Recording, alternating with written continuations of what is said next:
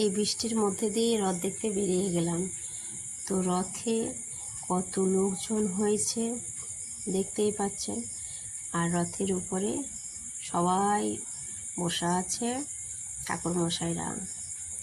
এদিকে রথ ভাবছে আমি দেব, পদ ভাবছে আমি, মূর্তি ভাবছে আমি দেব, হাসে অন্তর্যামী।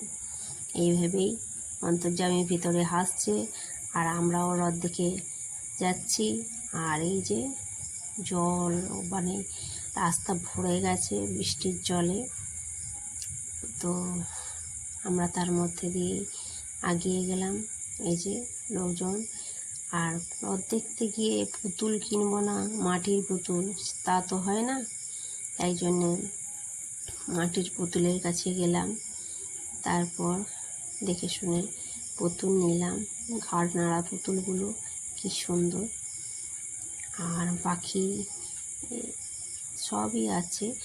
আর এখানে আছে রথের, ভালো করে দেখে নাও রথের ছবি। এই যে কি সুন্দর রথটা সাজানো হয়েছে। এটা অবশ্য আশ্রম থেকে বেরিয়েছিল রথটা, আর তার ছবি এটা খুব সুন্দরভাবে।